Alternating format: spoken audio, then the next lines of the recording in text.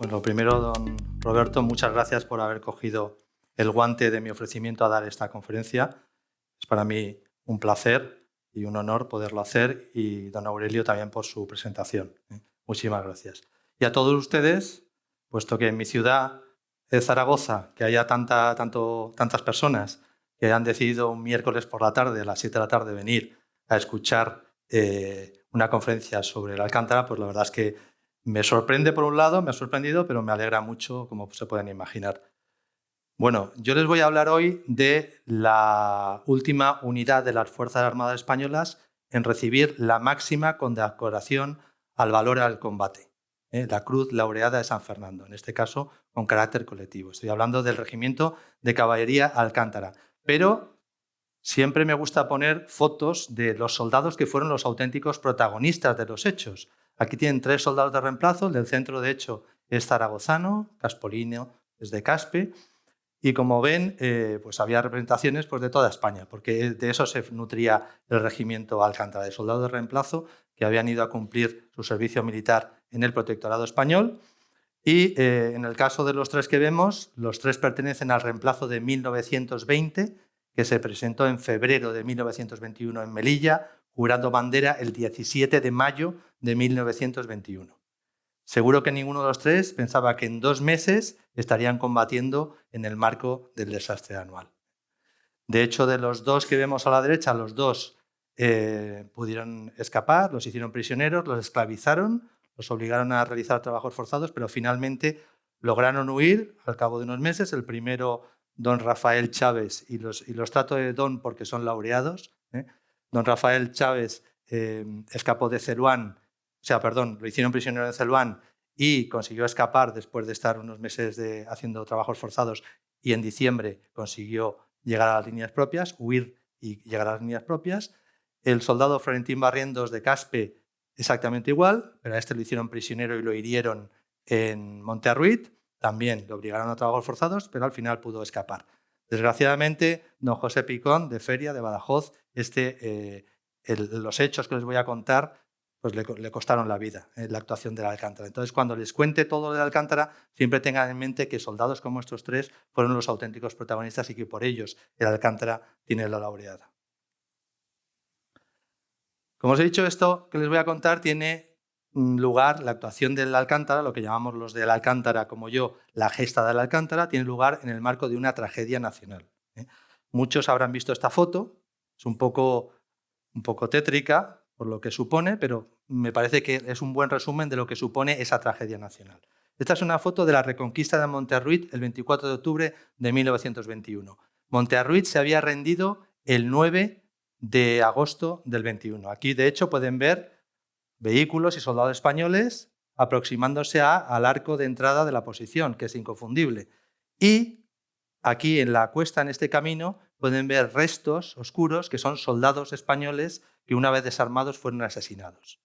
Este procedimiento después de las rendiciones y haber entregado las armas, asesinarlos, fue algo habitual, no solamente en Montearruit, también en Darquet-Dany, en Celuán, en fin, es algo habitual. Con lo cual pueden imaginarse que cuando esas noticias llegaron a España, cuando muchas familias de toda España tenían hijos cumpliendo el servicio militar en el Protectorado, supusieron un tremendo trauma nacional. Fue una gran tragedia nacional. Esta tragedia nacional, desastre anual, tuvo lugar entre el 22 de julio, día en el que se produce la retirada anual, y el 9 de agosto, que es precisamente el día en que se rinde Montearruit, en el norte de Marruecos, en lo que desde 1912 era ya oficialmente el Protectorado Español Norte, y supuso, yo creo que en las cifras más acertadas por los historiadores a los cuales yo les doy más credibilidad, unos 8.000 soldados españoles muertos. Como ven, en unos 17 días, en poco más de 15 días, murieron 8.000 soldados, pero además es que no estaban en guerra abierta, o sea, fue de una forma muy inesperada, porque hasta ese momento las operaciones habían progresado bastante bien. Luego se lo explicaré un poco más. Como les he dicho, esta tragedia nacional ha pasado en nuestra historia como el desastre anual. Es decir, les voy a hablar de algo que es muy oscuro. Hubo errores, hubo comportamientos lamentables, hubo negligencias, sí. Por eso les he puesto este fondo negro, que fue un momento negro de la historia de España. Pero a pesar de todo, y tal como decía Séneca, en ese momento surgieron adaptaciones heroicas, surgieron esas estrellas que les he puesto brillando, porque hubo muchos, no solamente el Alcántara, sino muchos que actuaron heroicamente. Por ejemplo, los que les pongo aquí. Estos 5 militares, oficiales y tropa, son laureados individuales. De hecho, pueden ver todos los de arriba, estos 4 lo son a título póstumo, y solamente vivió para contarlo el teniente médico Vázquez Bernabeu, que lo he puesto porque es el abuelo del subdirector del Hospital Militar de Zaragoza, para que vean también el hilo con Zaragoza que tienen estos personajes.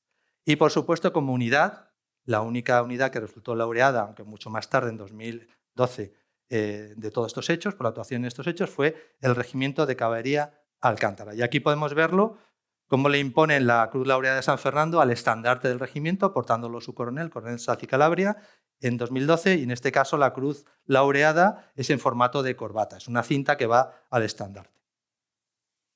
Bueno, hasta aquí un poco el marco, pero ahora me gustaría explicarles por qué les voy a hablar del Alcántara. El Alcántara no es heroico desde el momento que le dan la laureada en 2012, no, lo fue mucho antes. Mucho antes, por el boca a boca, al contar cómo había actuado, ya desde el primer momento se supo que el regimiento se había comportado muy bien durante el desastre anual. Tanto es así que si el desastre anual sucede en 1921, en 1922 ya se le encarga a Mariano Benlliure una escultura, un grupo escultórico de los jinetes del Alcántara, para que la vaya haciendo, y esa escultura es la que tenemos enfrente de la Academia de Caballería en Valladolid, instalada desde 1931. Quiere decir esto que el Alcántara fue referencia moral para la caballería española y para más, pero sobre todo para la caballería española desde el primer momento por el boca a boca y por lo que llegaba de cómo se habían comportado. Eso quiere decir que yo, como oficial de caballería, cuando llegué a la Academia de Caballería, empecé a recibir charlas sobre la actuación del Alcántara. Empecé a recibir charlas y a lo largo de mis 39 años de servicio he recibido muchas charlas del Alcántara, pero a mí había cosas que no me cuadraban. Siempre me ha gustado tener criterio propio y llegar a la verdad de los hechos, y había cosas que no me cuadraban. Es decir, una serie de misterios sin resolver para mí. Por ejemplo, ¿cómo fueron las cargas del GAN? Y aquí viene lo que hablamos antes de la última carga al paso, que si dieron 8 cargas. Bueno, aquí les estoy sacando el GAN. Si ellos vienen desde la izquierda, donde está el cielo, y el enemigo está colocado en estos cortados en modo de trinchera, difícilmente puede ser una carga lineal de caballería de las que hemos visto en las películas, porque se caerían por el barranco, ¿no? O sea, ya de entrada, simplemente viendo el terreno, ya uno deduce que las famosas cargas del GAN tuvieron que ser de otra manera a la que en principio podía uno imaginarse. Es cierto que el Alcántara prácticamente desapareció al acabar el sábado 23 de julio, eso es lo que se decía, y de hecho les he puesto un artículo del periódico ABC de 1922, que dice que quedaban 27. ¿Quedaban 27 solo del Alcántara o quedaban más?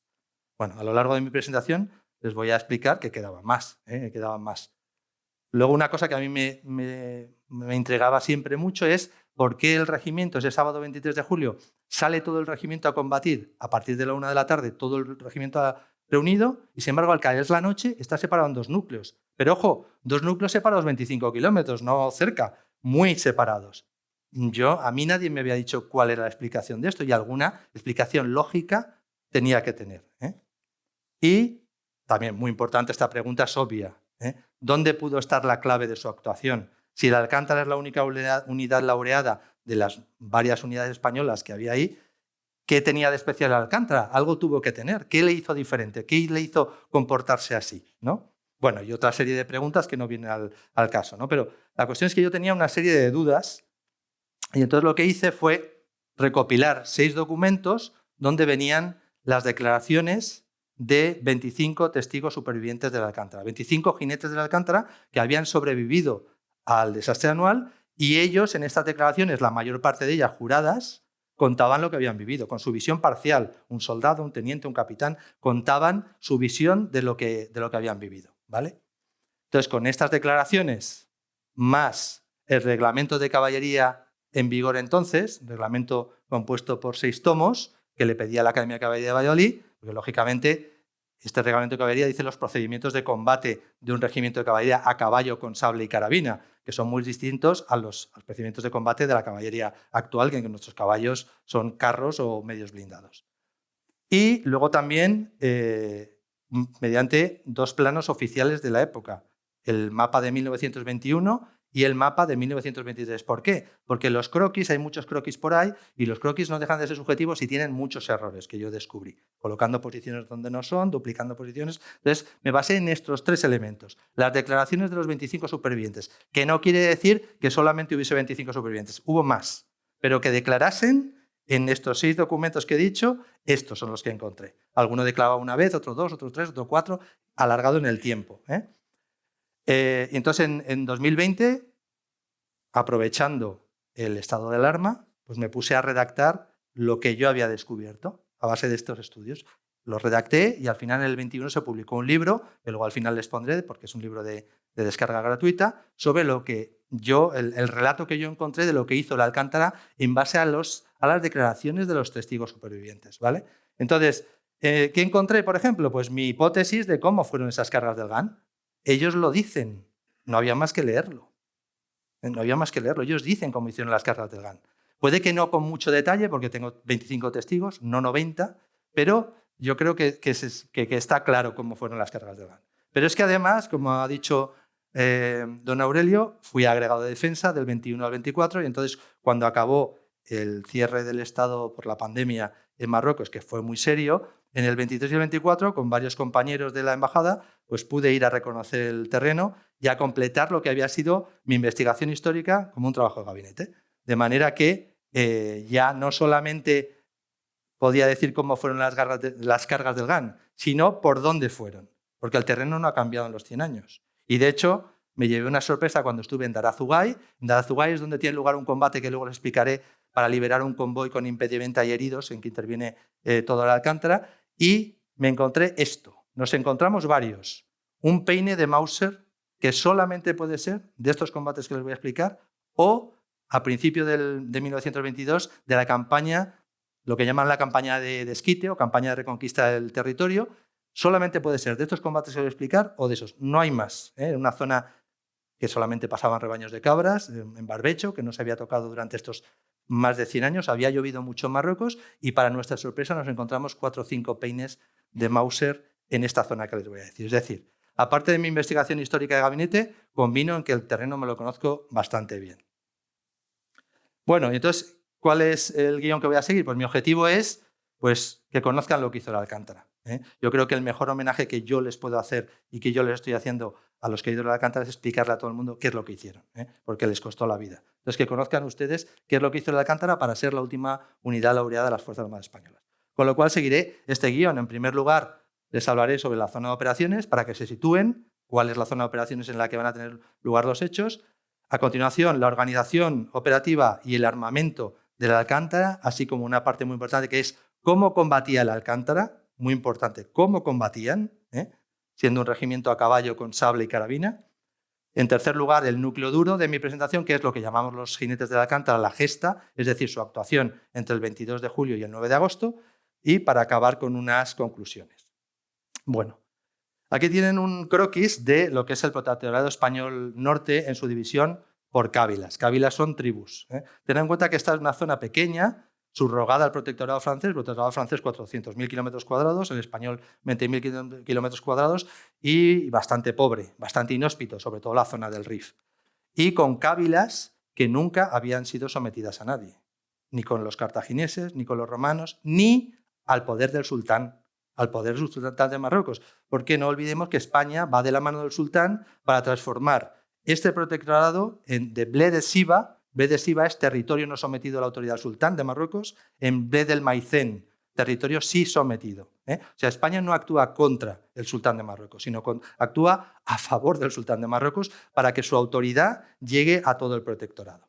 ¿Cuál es la articulación, la división, la organización de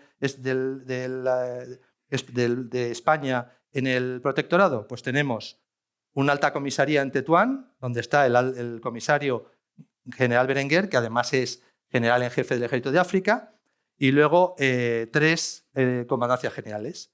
Una en la ciudad española de Ceuta, otra en la ciudad española de Melilla y otra en la ciudad marroquí de Larache.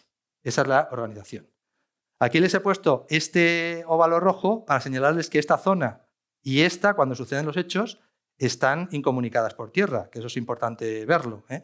No hay continuidad. Están intentando someterlo de oeste a este, toda la zona, y someterla al poder del sultán. En el momento de los hechos, en esta zona oeste, en esta zona de aquí, la zona esta de aquí, la zona oeste, están focalizados en intentar vencer la resistencia del Raisuni. El Raisuni es un señor de la guerra de lealtades cambiantes. Una vez está con España, luego está en contra, vuelve a estar a favor, en fin, muy típico de los lugareños de la zona, ¿eh?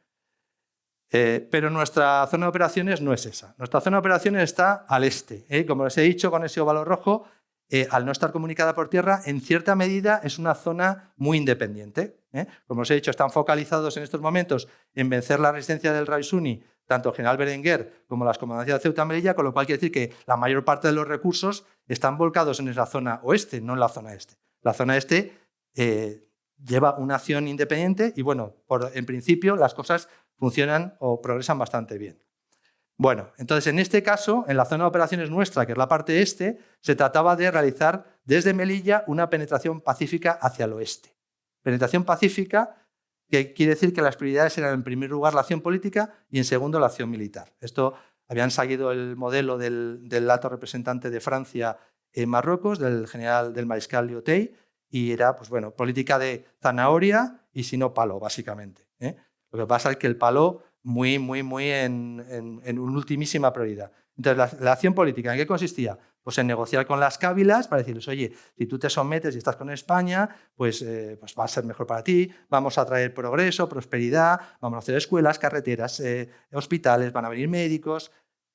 Luego, vamos a respetar tus tradiciones, vamos a respetar tu idiosincrasia. Ojo, respetarla hasta cierto punto, porque estamos actuando en nombre del sultán de Marruecos, de forma que la ley y el poder es el del sultán, no lo de las tribus que siempre han ido por libre, ¿eh?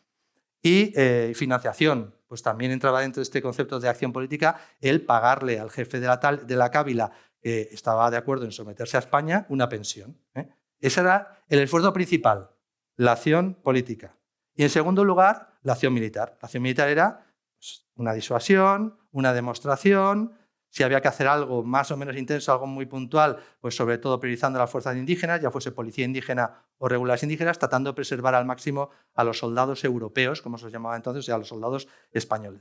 Bueno, entonces, todo esto, con esto que quiero llegar, que no estábamos en guerra generalizada todavía. La guerra no había empezado. Si tenemos esto claro, que la guerra no había empezado y que las cosas iban progresando muy bien hasta ese momento con estas prioridades, podemos entender muchas cosas que se critican al ejército de que sucedieron ahí, que si estaban de permiso, que si no sé, pues claro, es que no estaban en guerra. Es algo parecido, extrapolable en algunas de nuestras operaciones en el exterior, en que de vez en cuando hay alguien que se va a permiso, que está en una zona que hay peligro, pero que no está en guerra declarada. Bueno, entonces, como digo, la idea era ir progresando hacia el oeste porque el objetivo final era la bahía de Alhucemas. En la bahía de Alhucemas estaba pues, la cábila, tradicionalmente la tribu más belicosa y más guerrera, que era la tribu de Beni Urragel. Beni Urragel, normalmente los Abdelkrim, el padre de Mohamed Abdelkrim al-Yatabi, Mohamed Abdelkrim y su hermano, eran del partido españolista. Es decir, estaban a favor de España. De hecho, el padre a un alto comisario español le propuso hacer el desembarco de Alhucemas mucho antes de que se produjese en 1925. Se lo propuso en 1911, el que hiciese un desembarco. O sea, eran partidarios de España. Pero llega un momento que cambian las tornas, abandonan España, Abdelkrim se va de Melilla en 1919 y en 1920 muere su padre, él pasa a ser el jefe de la cábila más belicosa, Beni Urragel, y por una serie de circunstancias empieza a ser el líder de la revuelta contra España, revuelta armada contra España, ¿eh? Esa es la situación con la que nos encontramos en ese momento. Bueno, y aquí les estoy marcando, no se lo he dicho antes, pero les estoy marcando dónde está anual. Como es el desastre anual, pues siempre donde se sitúa anual en los sucesivos planos para que se sitúen. Bueno, en julio de 1921, justo antes del desastre anual, ¿cuál era la situación? Pues habían alcanzado esta línea verde. No hay que entenderla como una línea de frente de la Primera Guerra Mundial, ni mucho menos. Es una línea alcanzada, quiere decir, de ahí para el este son cábilas sometidas y ocupadas, y de ahí para el oeste todavía no sometidas y ocupadas. De manera que en enero de 1921 llegan a Anual. Fíjense que está en línea recta a 20 kilómetros de la bahía de Alhucemas, está cerquísima ya del objetivo final. Habían progresado de una manera espectacular desde que a principios del 20 el general Fernández Silvestre había tomado el mando de la Comandancia General de Melilla y prácticamente sin pegar un tiro, con esos criterios que os he dicho de acción política, primera prioridad, segunda acción militar. Bueno, en marzo ocupan Sidi Idris y bueno, esta es la línea alcanzada. ¿Cómo se sometía y ocupaba la zona sometida y ocupada al este de la línea verde? Pues con unas 130 posiciones. 130 posiciones ocupadas por unidades de infantería y de policía indígena. Pero estas posiciones no tenían un concepto militar. Ojo, otra cosa que a veces lleva un poco engaño. O sea, no eran unas posiciones con apoyo mutuo de una a otra, preparadas con víveres, munición y agua para resistir un asedio de días, no. Sino eran algo más parecido, como dice el coronel Martínez de Merlo, que es un experto sobre el tema del desastre anual, más parecido al despliegue de la Guardia Civil. Es decir, vigilancia y control del territorio. No estaban preparadas para una sublevación generalizada y un asedio de cada una de ellas. Eso hay que tenerlo también claro. Bueno, entonces la parte este se dividía en 5 circunscripciones, que les pongo ahí en rojo, bajo la responsabilidad de cada uno de los regimientos de infantería. Los puntos rojos son las cabeceras de cada circunscripción. Tenemos a Anual, Candusi, Dardrius, Zocotelatza, Nador. De manera que en esos puntos rojos había además una columna móvil a pie de unos 1.000-1.500 hombres capaz de operar por la zona. Vale, pues entonces aparte de estos de infantería que hemos comentado, ¿qué había además? Pues teníamos policía indígena, las fuerzas regulares indígenas, artillería, ingenieros, aviación, sanidad, intendencia y nuestro Alcántara, que era el único regimiento de caballería europeo, o sea, español, en la zona. El único regimiento de caballería era el Alcántara. Todo eso totalizaba unos 20.000 soldados y bajo el mando del general Fernández Silvestre, Manuel Fernández Silvestre y Pantiga, que lo tienen aquí, comandante general de Melilla. Aquí lo tienen en una foto coloreada justamente del 17 de mayo de 1921, en que él presidió la jura de bandera de esos 3 soldados que hemos visto en la portada. Es ese acto en concreto. Bueno, otra vez la zona de operaciones con un poquito más de detalle. Otra vez volvemos a que Anual está aquí con la flecha verde. Y entonces los combates que les voy a explicar tienen lugar en 2 sitios. La parte más gorda, el grueso de los combates, es lo que llamo yo la U. ¿La U qué es? Pues esta pista que va de Anual a Dardrius, una pista, lo llaman pista, pero realmente cabe justo un coche, o sea, es un caminito. Pero bueno, en todos los sitios hablan de la pista de Anual. Esta pista se acabó de construir en primavera-verano de ese 21, precisamente porque esta U es la línea de comunicaciones principal desde donde llegan los recursos desde Melilla hasta Anual. Es fundamental esa línea de comunicaciones y por eso va a tener lugar, todos los combates van a tener lugar a caballo de esa línea de comunicaciones. Bueno, como os decía, la pista de Anual a Dardrius y luego la carretera de Dardrius, Bateltistutin, Monterruiz, Celuán y ya hasta Melilla. En esa U, por un lado, y luego aquí tenemos en esta parte de aquí abajo Zocotelatza de Bübeker, que al estar separada por esta divisoria de la parte de la U, pues prácticamente es un escenario aparte y los que estén ahí en Zocotelatza de Bübeker, estos se replegarán hacia el sur, muriendo más de la mitad. También se lo contaré. Bueno, señalar también, porque se comenta muchas veces que si el terreno era muy montañoso, que si era muy movido, que si se despañaba se caían los mulos. Bueno, realmente terreno movido es el de este recuadro de aquí. Aquí se lo he puesto con otro mapa que se ve más claramente. Esta parte de aquí, entre el Izumar y antes de Ventier, es la zona movida. Pero sería una zona movida parecida, es un terreno de media montaña, no pensemos que estos son los Alpes, ni mucho menos. Es un terreno movido tipo media montaña. Y el resto, y esto es importante, por lo que le pasa al Alcántara, es llano como la palma de la mano. Es llanísimo. Y eso explica lo que les pasa. ¿Vale? ¿De acuerdo? Pues esa es la zona donde van a haber los combates. Pero aparte, recuerden que estos combates van a tener lugar en julio y agosto, en esta zona.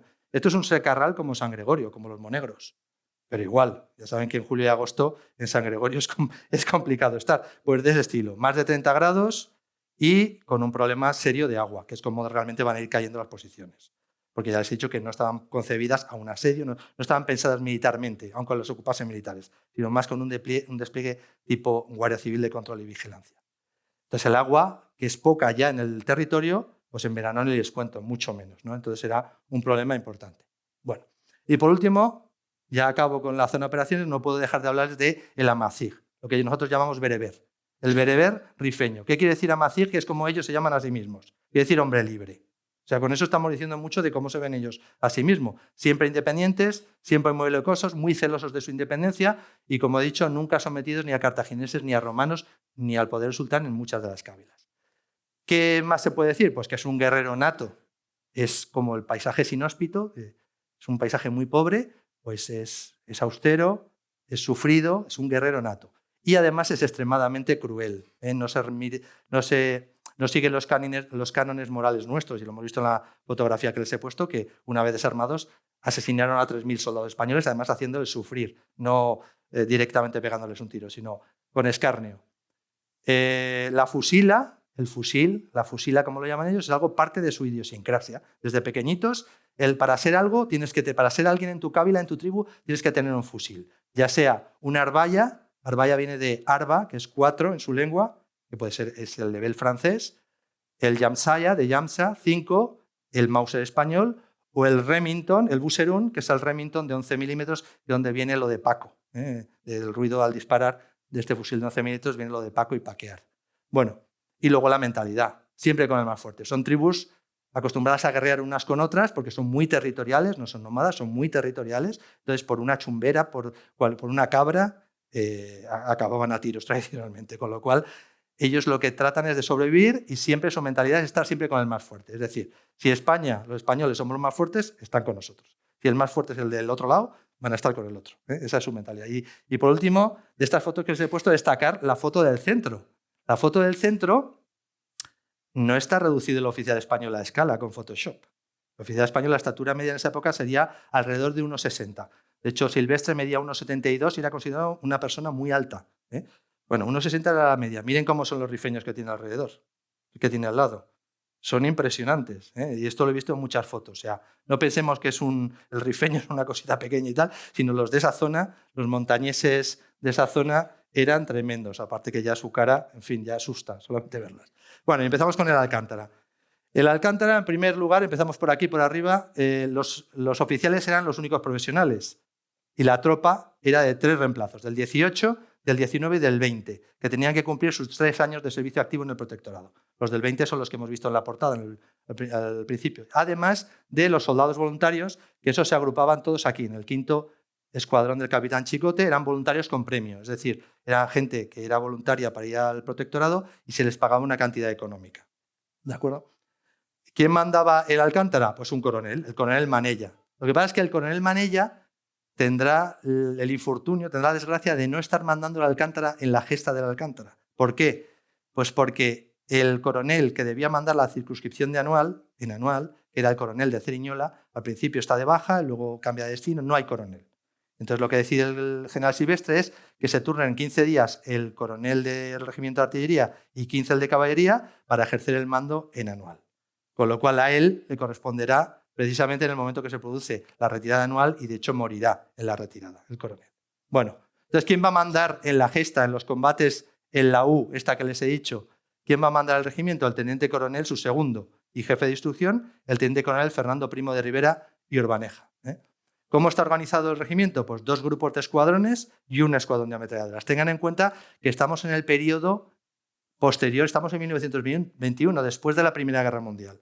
La Primera Guerra Mundial, la combinación de ametralladora y alambrada había impedido o había acabado con la idea de que la caballería a caballo fuese un arma decisiva en combate para hacer una carga. Ya con la ametralladora y la alambrada eso es difícil. Habrá que esperar a la Segunda Guerra Mundial en que la caballería cambie ese caballo por un carro de combate y entonces volverá a ser decisiva esa forma de actuar. Pero entonces quiero decir con esto que los medios que tienen y la forma de actuar son de transición entre Primera y Segunda Guerra Mundial y por eso tienen un escuadrón de ametralladoras. ¿De acuerdo? Entonces tenemos grupo de escuadrones número 1, primer escuadrón de sables y segundo escuadrón de sables, bajo un comandante, el mando de un comandante. Grupo de escuadrones número 2, tercer escuadrón de sables, cuarto escuadrón de sables, quinto escuadrón de sables, que es el de voluntarios. Y escuadrón de ametralladoras. Por cierto, señalarles, fíjense las cruces que he puesto, la H de heridos, que es cabechina ahí entre los oficiales, después de la gesta. Todo esto es, cuando les pongo una cruz es porque muere a resultas de esto del desastre anual. Bueno, ¿cuántos son? Que esta era una de las cosas que no estaban claras. Son 614. ¿De acuerdo? Pero a estos 614, bajo el mando de Primo Rivera, que he puesto en este recuadro rojo, que van a combatir en la U, la línea de comunicaciones, tenemos también que añadir 33 jinetes de la sección del sargento Enrique Benavenduart del 5º Escuadrón, que está en Zocotelasa de Bübecker. Esa zona que les he dicho que estaba mucho más al sur y que casi era un escenario aislado, que también combatirá y morirán la mayoría combatiendo en la protección de esa retirada. Pero además de estos 647 jinetes, 614 más 33, hay otros sueltos por la zona de operaciones, lo que llamaban entonces en el campo. Hay otros sueltos hasta llegar a 730. ¿Por qué? Pues ya les he dicho, el coronel Manella y su ayudante, el capitán Arce, la escolta del general Silvestre es toda de Alcántara, hay un destacamento en Ishafen, en otra posición, que mueren todos, hay otro destacamento en Segangan, hay ordenanzas de distintos oficiales de Estado Mayor o del propio general Navarro que son de Alcántara, o sea, hay otros repartidos. Entonces hay hasta 730. ¿Por qué les digo esta cifra? Aunque no sea de los combates que les voy a explicar, porque los supervivientes que les voy a dar son respecto a los 730, no respecto a estos. Pues yo he investigado y he visto supervivientes sin saber si es de un grupo o del otro. Sé que es sobre el global, sobre los 730. ¿Vale? ¿Qué armamento llevaban? Como ven abajo, la espada sable Puerto Seguro, recta, la carabina Mauser modelo 1985, los oficiales la pistola Campogiro y luego el escuadrón de ametralladoras, pues 6 ametralladoras Colt.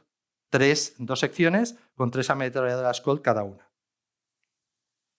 Y aquí podemos ver a la izquierda un jinete de Alcántara equipado para el combate. El soldado Manuel Sánchez Fernández, también del reemplazo de 1920 y también superviviente del desastre anual, que además ejercerá de ordenanza del teniente coronel Primo Rivera Montearruiz, le estará cuidando hasta su muerte, pero se conseguirá salvarse. Bueno, aquí vemos al soldado Sánchez Fernández montando un tordo con sus borceguíes y polainas, la espada sable de Puerto Seguro en el lateral del caballo. Lo vemos con trinchas y con su correaje y sus cartucheras en el estómago. En este caso lleva mosquetón, no lleva carabina Mauser tercerola, pero sí que les he puesto una recreación de George de Bru a la izquierda, donde sí que se ve que lleva la tercerola, que no asoma el cañón, es más cortita, para ser más cómoda llevarla a caballo a la espalda. Y luego llevan todos, los de la Alcántara, el gorro cuartelero azul turquí, que les distingue, el gorro de queso. Ese gorro azul les distinguía. Yo, de hecho, esto lo he discutido con Ferrer Dalmau, que me decía que no podía ser que llevasen eso, ¿verdad?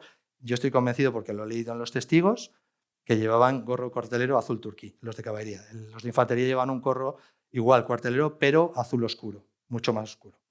Bueno, a la derecha les he puesto los símbolos convencionales de escuadrón y de sección. ¿Por qué? Porque los voy a utilizar cuando les explique las acciones de combate. ¿De acuerdo? Entonces, el símbolo de escuadrón que ven aquí, este rectángulo con el palito y la raya diagonal, pues esto es un escuadrón bajo el mando de un capitán o de un teniente si no hay capitán, y para que se haga una idea son entre 90 y 120 jinetes cuando vean este símbolo.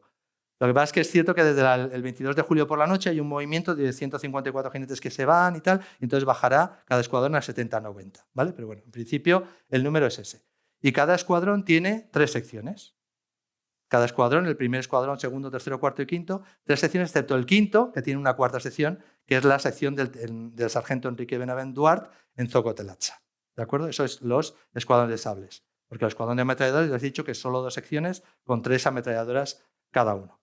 ¿Cómo estaba articulada una sección de 30 a 40 jinetes más o menos cada sección? Pues con un oficial jefe, normalmente, excepto la sección de Benavente en Zocotelazza, que la mandaba un sargento, todos además tenían un oficial jefe, un sargento segundo jefe, el sargento era de reemplazo reenganchado, 3 cabos jefes de escuadra, entre 21 y 33 soldados, lo teórico era 21, pero bueno, podía oscilar entre 21 y 33 en función de la realidad, de lo que tenían, un herrador y un trompeta, con clarín, cornetín. O sea, cada sección tenía un herrador y un trompeta. Y aquí les he marcado lo de trompeta con clarín cornetín porque habrán oído, ¿no? Y cargaron en el GAN los trompetas. Claro, es que son combatientes. O sea, el trompeta no se dedica solo a tocar la trompeta, sino que llevaba su sable y su carabina como todos los demás. Es un combatiente más de la sección. Y esto sí que es importante para visualizar los combates que les voy a explicar. Y es cómo combatían. Bueno, en primer lugar, los oficiales siempre en vanguardia. ¿Cómo mandaban? Pues por imitación. Como hemos montado a caballo, los que hemos montado a caballo. Si el capitán se pone al trote, pues al trote. Se pone a galope, pues a galope. Saca el sable, sacamos el sable, por imitación. Esto puede ser reforzado por la voz. Es decir, al galope, saquen sables.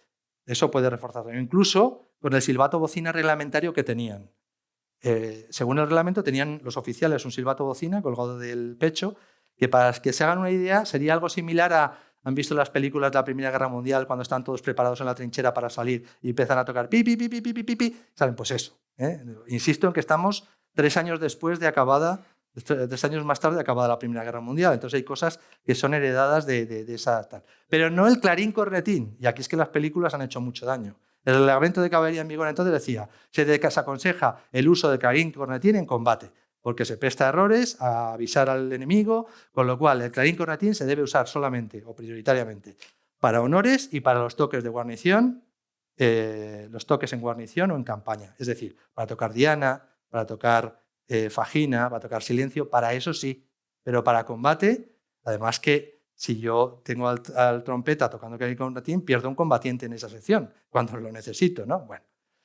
Fíjense este artículo que les pongo para que vean esto que les digo de que los oficiales tenían que ir en vanguardia. Estamos hablando de, esto está extraído del reglamento de caballería. Reglamento de caballería de 6 tomos, que es muy procedimental, que viene todo, desde cómo se hace la gimnasia hasta las posiciones con la lanza, con el sable, en fin, de todos los institutos de caballería, es completísimo. Pero no se limita solamente a algo procedimental, sino que también da principios morales. Y fíjense lo que dice. Los oficiales son el alma del ataque.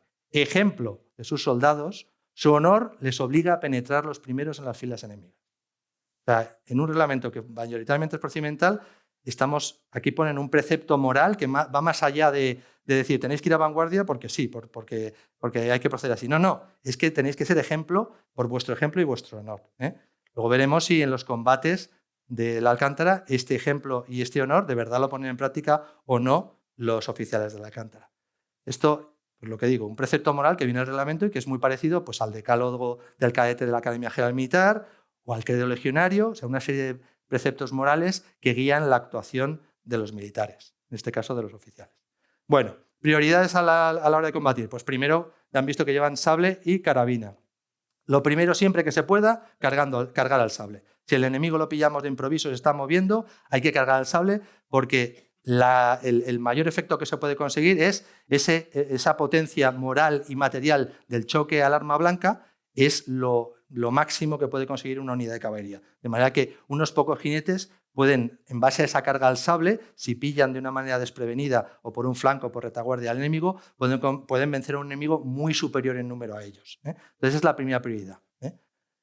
Que no es posible porque el enemigo ha cavado una trinchera, ha organizado el terreno, pues a pie con fusil, para eso llevan la tercerola, la carabina, a pie con fusil. Y siempre que se pueda, no renunciemos a la carga al sable, que es la esencial, que es lo prioritario, pues una combinación de ambos. Habrá unas unidades, unos escuadrones o secciones que cargan al sable y otros combaten con el fusil a pie. ¿De acuerdo? Esa es la forma de combatir. Y por último, si todo el regimiento combate reunido, todo el regimiento, que solo veremos el sábado 23 de julio a partir de las 13 horas, a partir de la 1, pues pasando de lo que hemos visto orgánico al operativo. 2 grupos con una sección de ametralladoras en apoyo a cada grupo. Eso es algo muy tradicional de caballería, el facilitar mucho la transición del orgánico al operativo. Si sale todo el regimiento, pues ya que tenemos 2 grupos, cada uno lo manda a un combate, pues un grupo delante, el otro detrás, y una sección de ametralladoras en apoyo a cada grupo. Bueno, empezamos ya con la gesta, con el relato de lo que hicieron. Ya por fin hemos llegado a lo que hicieron. Aquí, como es la primera diapositiva, simplemente de esto de la gesta, explicarles que en la esquina superior derecha voy a poner los valores que vayan demostrando los jinetes de la Alcántara con su actuación, y además, antes de explicarles cada acción, les pondré un óvalo azul así discontinuo para que sepan dónde va a tener lugar lo que voy a explicar, ¿vale? Bueno, ¿qué pasa el miércoles 20 de julio? Pues que se concentran todos los escuadrones. Hasta entonces habían estado desperdigados en varias zonas, en Segangan, en Tocotelacha, en fin, en varios sitios, y el general Silvestre ordena que todo el Alcántara se agrupe en Dardrius. Todo, excepto el quinto, que permanece en Bentier, donde estaba, y una sección del quinto, la del sargento Enrique Benaventuart, que se queda en Zocotelacha de Bubecker, ¿vale? ¿Y por qué ordena que se agrupen los escuadrones? Pues porque la situación en Igeriben es muy, muy, muy complicada. Aquí tiene una foto de Igeriben que sacamos en mayo de este año, y precisamente por este camino es el que daba entrada a la posición que estaba ahí arriba. El último convoy con suministros, sobre todo agua, pero agua, comida, munición, había entrado el 17 de julio con el capitán de caballería de regulares Joaquín Cebollino von Lindemann, que le dieron la laureada precisamente por esta acción que les digo el 17 de julio. Pero desde el 17 de julio hasta ahora no han conseguido meter más convoyes. Y ya les digo que las posiciones no estaban preparadas por un asedio prolongado. Está siendo asediado, está totalmente rodeado de enemigos y no hay manera de hacerle llegar el agua, sobre todo, pero también los alimentos y la munición. ¿De acuerdo? Entonces, el general Silvestre ha decidido que se agrupe todo el regimiento por si es necesario que intervenga en masa en combate, con esta idea que les decía de la carga de caballería, ese efecto, esa potencia moral y material del choque a la armada blanca. De hecho, los rifeños, por lo que he leído yo, en varios testimonios eran muy impresionables por dos cosas. Una es las cargas de caballería bien dadas, si les pillaban en un momento que no estaban con el terreno organizado, y luego la aviación que era todavía muy rudimentaria, biplanos, pero bueno, les impresionaba mucho eso de ver un pájaro que les tiraba bombas y les ametrallaba desde el aire. Entonces, esas dos cosas les impresionaban mucho. Bueno, entonces se agrupan los escuadrones y el teniente coronel Primo de Rivera toma el mando. Ya les he dicho que Manella no está aquí, está mandando accidentalmente la circunscripción de Anual. Y en este momento ya están presentes todos los oficiales, excepto los dos comandantes jefes de grupo y el capitán del cuarto. Ya veremos que luego estos hacen por incorporarse al regimiento. Ellos hacen por incorporarse al regimiento, pero inicialmente no están. Insisto, no estábamos en guerra. Luego había permisos, había un comandante que estaba siendo tratado de malaria, el otro estaba en la península, el capitán del cuarto escuadrón estaba trayendo a su familia desde la península a Melilla, en fin, todo tiene su explicación. Bien, y entonces ahora ya pasamos al jueves 21 y entonces el Alcántara va a participar en el último intento de socorro a Igueriben. El general Silvestre esto se lo ha tomado como un órdago. Está empeñado en meter el convoy sí o sí en Igueriben. Igueriben está totalmente rodeado por rebeldes. Ahí les pongo pues, unos 8.000, 10.000 rebeldes. Si en Anual había como mucho, en el momento más ágil, pues 5.000, 5.000 y pico españoles, pues difícilmente con 3 columnas de un total de unos 3.000 hombres puedes coger y llegar y meter un convoy cuando tienes enfrente entre 8 y 10.000 y que además han organizado el terreno, encabó trincheras y tal, ¿no?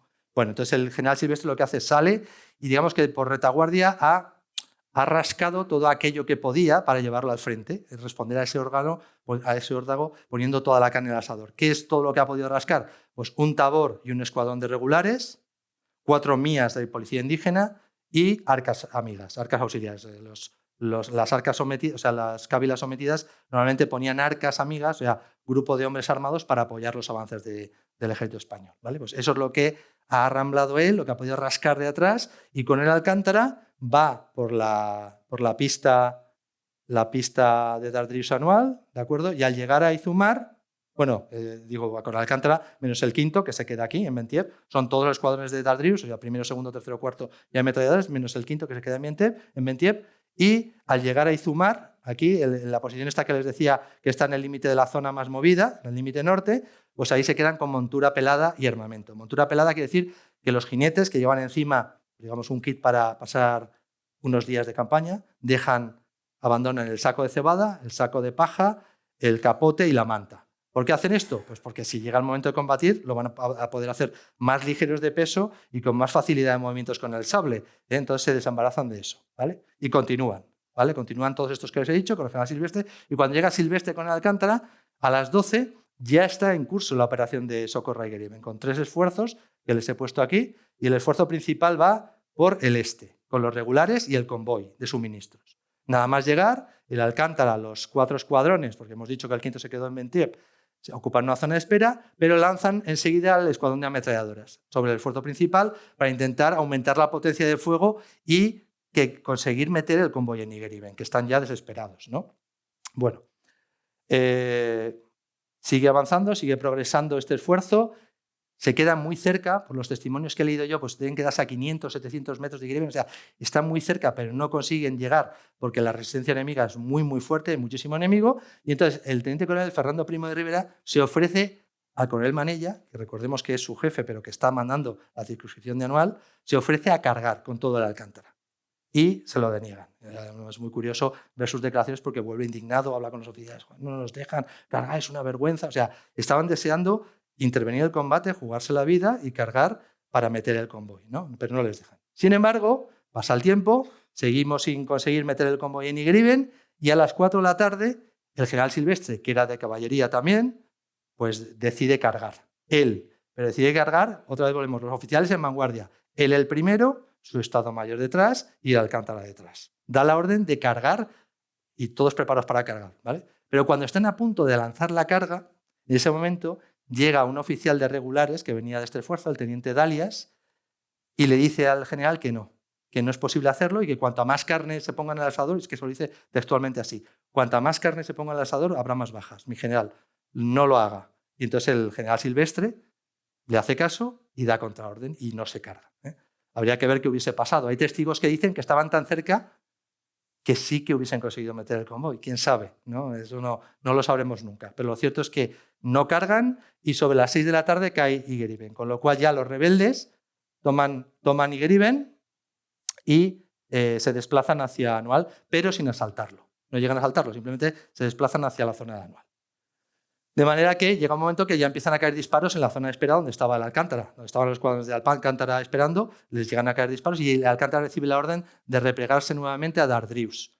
De forma que una sección del segundo, esta sección del alférez Maroto más el escuadrón de ametralladoras, despliegan a pie para hacer una pantalla y que los escuadrones puedan desfilar por la pista y regresar. Y una vez que pasan los escuadrones, ellos se incorporan y vuelven a Dardrius todos, ¿vale? De forma que a las 7:30 de la tarde ya están todos los escuadrones que habían participado en esta operación en Dardrius. Bueno, ya pasamos al viernes 22, que es el día en el que se va a producir la retirada anual y es en el que realmente comienza de verdad la actuación del Alcántara. Aquí a las 4 de la mañana, el teniente coronel Primo Rivera, que está en Dardrius con los escuadrones, excepto el quinto que está en Bentiep, recibe una orden.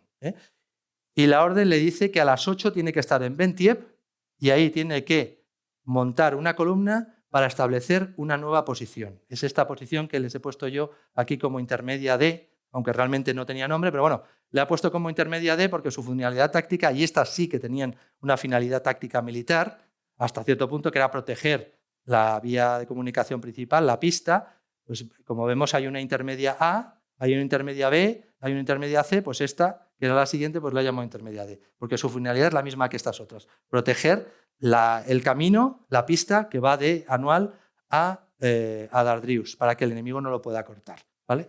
Bueno, entonces tiene que montar esa columna que digo con tres compañías de infantería de Ceriñola, una compañía de ingenieros, el Alcántara y 12 vehículos de 2,5 toneladas. En los vehículos estos de 2,5 toneladas irán por la pista, por este camino hasta un puente, este puente que tienen abajo a la derecha, este de aquí, que se ha acabado de construir como la pista en primavera-verano de 1921 por los ingenieros de Melilla. Pues en esos 12 vehículos irán la munición y el material de fortificación de esa nueva posición. ¿De acuerdo? Entonces sale la columna, o sea, el teniente coronel con los escuadrones monta la columna en Bentiep, sale y hacen alto aquí en el puente. Y en el puente, viaducto de madera lo que va a hacer el Alcántara es dar seguridad a la zona y además con los caballos transportar los materiales desde los vehículos hasta la zona de la posición. Es decir, la situación sobre las 11 de la mañana del viernes 22 sería esta. Sería esta.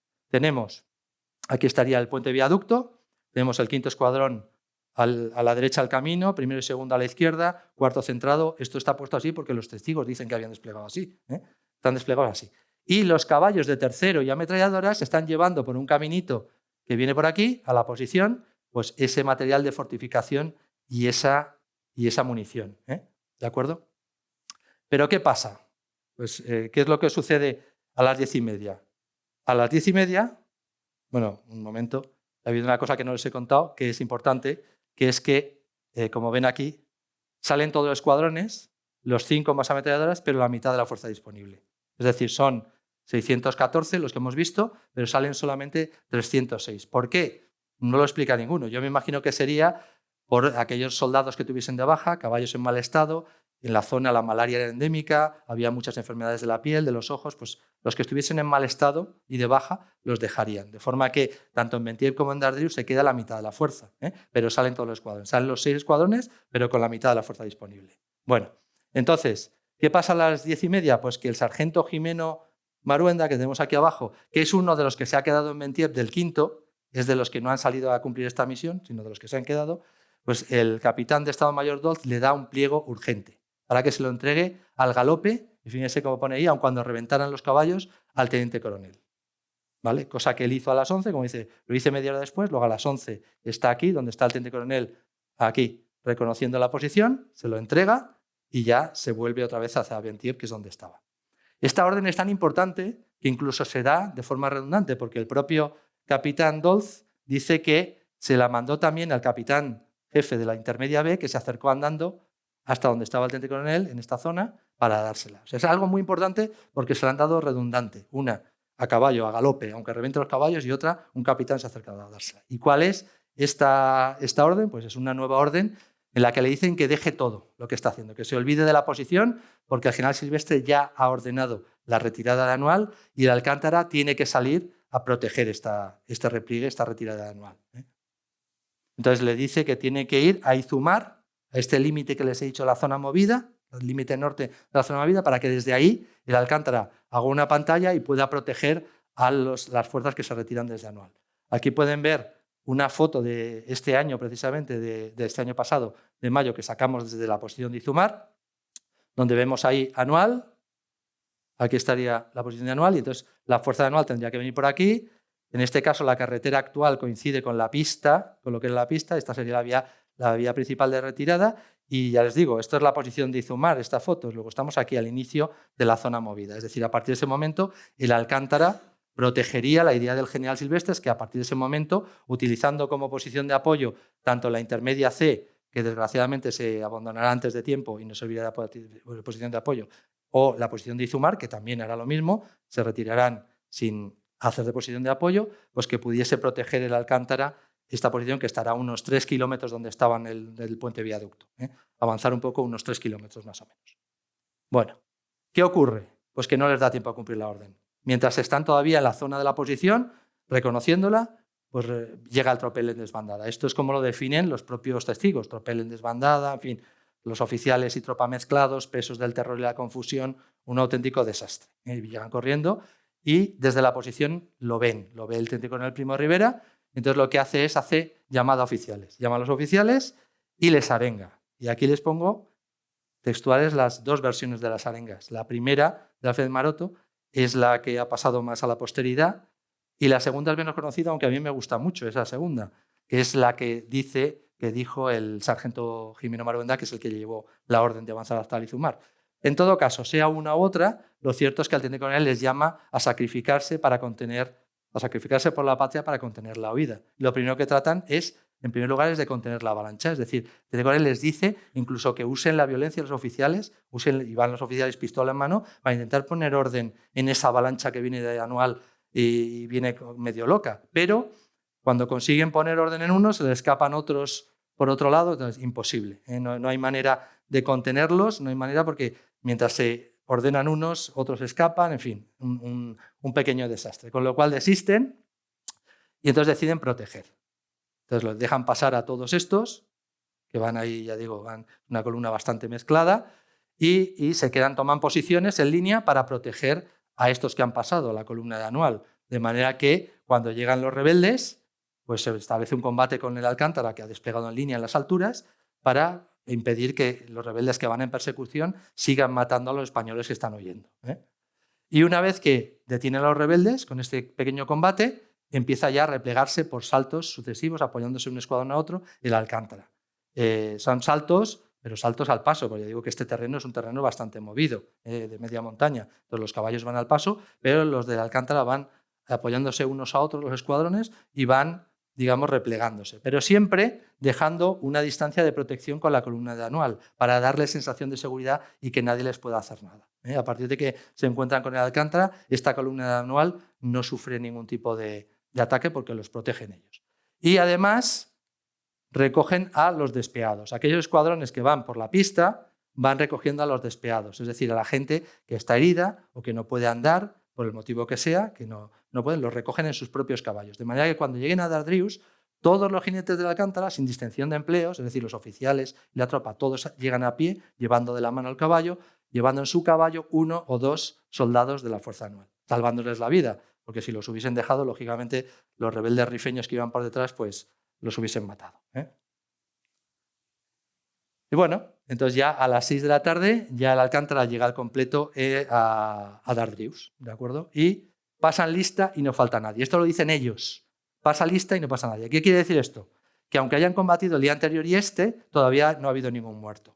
Puede que hayan tenido algún herido, puede ser, no lo sé. Pero muertos o desaparecidos ninguno, porque pasan lista y no falta nadie. Nada más llegar, sin quitar las sillas de los caballos por si hay que salir a combatir y sin dar de beber a los caballos ni comer nadie, salen rápidamente a hacer patrullas a pie alrededor de Adrius. Como es la única unidad que no se ha visto afectada por el terror y la confusión de la retirada anual, el general Navarro, que ahora comentaré que llegaba un poco antes, ordena que hagan patrullas por la noche alrededor para evitar que el enemigo, que los rebeldes se lancen sobre la posición de Adrius. De manera que dedican una sección por escuadrón y con un relevo a medianoche. Están toda la noche patrullando a pie los alrededores de Dardrius. Antes de la llegada del Alcántara al completo a las 6, ha llegado el general Navarro, el segundo jefe de la Comandancia General de Melilla, para hacerse cargo de la situación. ¿Por qué llega el general Navarro? Pues porque sabe que el general Silvestre ha desaparecido en combate, ha muerto en combate, y entonces él, como segundo jefe, se incorpora desde Melilla a hacerse cargo de la situación y a tomar el mando. Y entonces toma una serie de decisiones. Primera decisión, los indígenas fuera. Navarro ya no se fía de los indígenas. Luego, policías indígenas, fuera, a la cabecera de vuestras mías. Fuerzas regulares indígenas, de infantería y caballería, fuera, iros a vuestros acuartelamientos, fuera de aquí, no se fía de ellos. Y lo segundo, para garantizar la movilidad de la columna, y esto lo dice él textualmente, es decir, él ya tiene en mente que quiere moverse hacia el este porque prevé que va a haber un levantamiento generalizado en el territorio, él prevé que esto se va a extender como la pólvora y prevé eso, entonces quiere tener una columna móvil sin nada que le impida moverse para irse acercándose a Melilla, que será más fácil que le puedan apoyar, decide lo siguiente. En primer lugar, hace una serie de convoyes de Dardrius-Batel, que hace 3. Con los vehículos que están en Batel, van a Dardrius y ahí cargan heridos e impedimenta y vuelven a Batel. Sería la zona caliente, la zona más problemática entre Dardrius y Batel. Hace un convoy a las 4 de la mañana, otro a las 7 de la mañana y el último veremos lo que pasa con el tercero, porque ahí tiene que intervenir el Alcántara. Y luego también decide que los caballos y soldados en mal estado no útiles se vayan también y monta una columna de 700. Muchos de estos son de artillería. Desde la caída de Abarrán el 1 de junio hasta este 22 de julio se han perdido 24 piezas de artillería, 6 baterías. Imagínense los caballos de tiro de las piezas de artillería que se han perdido, que tiraban de esas piezas, con lo cual él quiere aprovechar esos caballos para que aquellos despeados, heridos, los que estén peor, puedan marchar montados hacia Melilla y luego quitarse en medio a gente que está de baja, está en mal estado, está enferma, todos esos que se vayan. De estos 700 hay 154 de la Alcántara, con los peores caballos, con caballos en mal estado y con los peores jinetes, con jinetes enfermos y en mal estado. Pero hay que distinguir de estos 154 dos grupos, 61 por un lado y 93 por otro. Y esto es importante. ¿Por qué digo que hay dos grupos? Pues porque el 61 que viene en amarillo montarán lo que se llama un escuadrón provisional, se montarán 2 secciones, una sección, como hemos dicho, con un oficial al mando, un sargento segundo jefe y una serie de jinetes, en este caso la del alférez Maroto, con el sargento Díaz y 27 jinetes que protegerá la vanguardia y flancos de esa columna de 700, y otra sección con el teniente del campo, el sargento Jimeno y 30 jinetes que protegerá la retaguardia. Ese es el escuadrón provisional. Y es importante porque estos al final confluirán con el Alcántara de Celuán, no llegarán a Melilla. Pero estos otros, estos 93, integrados en los 700, continuarán hasta Melilla. La gran mayoría van directamente al hospital porque están en muy mal estado, y serán el grueso de los supervivientes del Alcántara. ¿Cuántos sobreviven de todo esto del Alcántara al final de todas las acciones y al final del cautiverio, incluso en Axdir de 18 meses? Por mis cálculos, 181. 181 de esos 730 que les decía, de los del combate en la U, la sección de Zocotelacha y los picos que hay repartidos por la zona de operaciones, ¿vale? Entonces, por eso distingo entre los 93 que llegarán a Melilla y los 61 del escuadrón provisional que tienen una misión de escolta entre Valter y Tistutin. Esta columna de 700 saldrá a las 9 de la noche desde Adrius y se moverá escoltando, el escuadrón provisional se moverá hasta Batel, a 20 kilómetros. Luego volveremos con ellos. Bueno, entonces ya vamos a movernos en esa zona del óvalo azul y vemos nuevamente el propósito del general Navarro para ese día. Nos dice que había querido iniciar la retirada a Batel la mañana del 23, pero por indicaciones del mando la inicia a las 14 horas. O sea, él quería retirarse hacia el este a primera hora de la mañana, porque, como digo, preveía un levantamiento general del territorio. No por los benirragueles que viniesen persiguiendo, no. Son los propios de la Cávila que cambiaban de bando. Al ver que ahora el fuerte era otro, atacaban a los españoles. ¿De acuerdo? Bueno, Entonces, la primera orden que él da es prepararse a las 4 de la mañana, todos preparados para abandonar Dardrius y movernos al este. Pero a las 4:50 recibe una contraorden del general Berenguer, el que hemos visto alto comisario, que el día anterior, la noche anterior, ha llegado a Melilla también para hacerse cargo de la situación tras las noticias que ha tenido del desastre ocurrido, ¿no? ¿Y por qué le da contraorden el general Berenguer? Pues porque quiere mantener, dice, bueno, hemos perdido toda esta parte hasta Anual, pero vamos a mantener la línea Darquet-Bani, Dardrius, Zocotelatza. Vamos a intentar mantener el terreno ese que hemos ganado, que ha costado meses y meses de llegar hasta ahí. Vamos a intentarlo. Le da esa orden al general Navarro, hasta que a las 14 horas, a las 2 de la tarde, ya le autorizará a moverse hacia el este. Bueno, y otra orden que da, y es el repliegue del general Navarro, es el repliegue de las posiciones al oeste sobre Dardrius. Todas estas posiciones de los sectores de Tafersit y Acib de Midar que se replieguen hacia Dardrius. Pero claro, estos repliegues ya van a ser, muchos de ellos, con mucha presión enemiga. De los rebeldes en la zona van a estar atacando y hostigando esas posiciones y entonces van a obligar a la Alcántara a intervenir. Bueno, y entonces, ahora estamos más o menos en la mitad. Aquí recordarles lo que tenemos arriba, que ahora con la salida de los 154 que hemos visto esta noche, ya el regimiento son 460, luego el escuadrón, el icono este de escuadrón, pues serán 70-90, ¿vale? Entonces va a empezar lo que llamamos los de la Alcántara, el día más largo de la gesta, el 23 de julio, que es el día que todos los años en Melilla hacemos un acto en conmemoración especial de este día, que es el que tiene la mayor parte de bajas en combate. Y aquí habrán oído, los que conozcan algo el tema, que se juntaron los 15 trompetas de la Alcántara a tocar diana, ¿no? Entonces, como estoy en Zaragoza, les voy a poner la diana, porque cuando descubrí cuál era la diana de caballería de entonces, que no es la de ahora, la diana de caballería actual es distinta, pues me llevé una sorpresa. Supongo que a los zaragozanos les sonará lo que van a oír. Esta es la diana que tocaron los jinetes de la Alcántara el sábado 23 de julio, que para muchos de ellos sería la última diana de sus vidas porque morirían en combate ese día.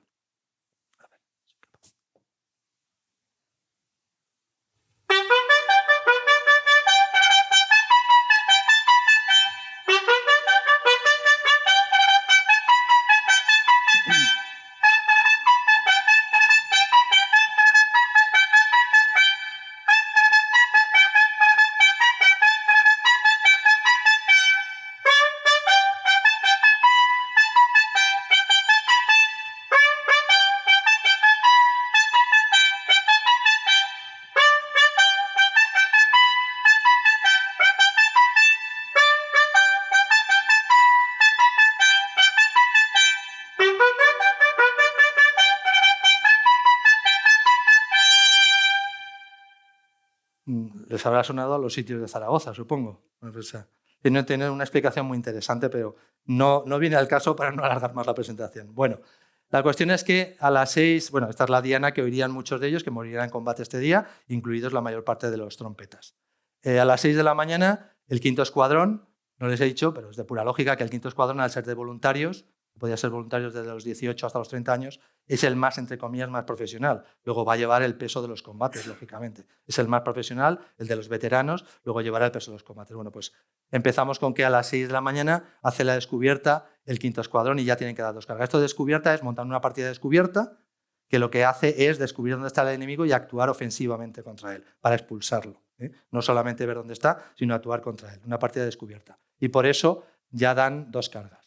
Y a las 7 de la mañana pues mandan una sección del 1er escuadrón, del teniente Troncoso, a la protección de la Guada. Ya les he dicho lo importante que es el agua, fundamental en un terreno seco donde casi no hay fuentes de agua, entonces protegerla es muy importante. Y aquí con el teniente Troncoso no puedo evitar, muchos de estos personajes tienen vidas de película y esta anécdota no puedo evitar contarla, siempre la cuento, porque este hombre daría para una película de Hollywood perfectamente. Este teniente Troncoso de la Guada salvará su vida después de estar 18 meses prisionero en Axdir.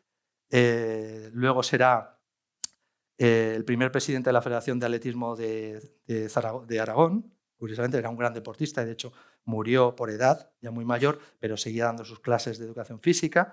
En 1935 será directivo del Real Zaragoza cuando asciende el Real Zaragoza a Primera División. Ojo, o sea que cuando asciende a Primera eran mejores tiempos que ahora. Será luego en la Guerra Civil, los franceses lo conocerán como el pirata del Bidasoa, porque se dedica a hacer acciones de comando contra los republicanos. Tiene una vida curiosísima. Y luego ya acaba la guerra civil, es vicepresidente del Real Madrid y el primer presidente de la Federación Española de Fútbol en la época de Franco. No me digan que no es una vida que da para una película de Hollywood perfectamente. Bueno, pues este es el teniente Troncoso, el de la Guada.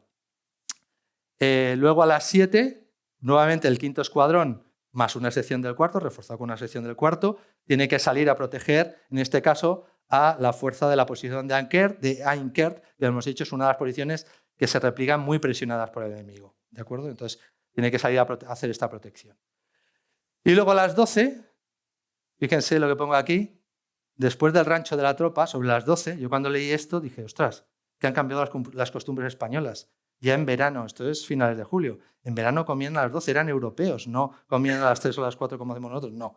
Es que es hora solar. En aquella época la hora oficial era la hora solar. O sea, cuando decimos aquí las 12, serían actualmente nuestras 2 de la tarde. Bueno, pues cuando la tropa ha comido, resulta que tienen que salir el Alcántara a proteger a la fuerza de la posición de Chaif, que se retira muy, muy presionada. De hecho, va a llegar a Dardrius con 124 bajas, incluida la del teniente coronel Romero, su jefe. Y entonces esta acción la manda personalmente el teniente coronel Fernando Primo de Rivera, él. Y de hecho por ella le darán también la laureada individual. Va al mando de 192 jinetes con el 2º escuadrón, el 4º escuadrón disminuido en una sección y una sección del primero que es nuevamente nuestro pirata del Bidasoa. Ahí están todas.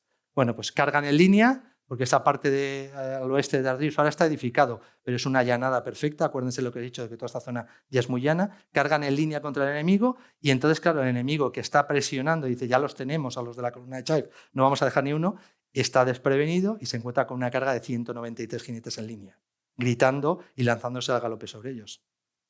Vuelvo a lo que les decía, lo impresionable que era el rifeño, pero bueno, lo impresionable que puede ser cualquiera cuando vea 193 jinetes en línea cargando contra ti, ¿no? Entonces salen huyendo y los del Alcántara los persiguen con fuego a caballo. Como pone aquí en esta recreación, pues no solamente se podía hacer fuego a pie, sino también a caballo, y los instruían para ello.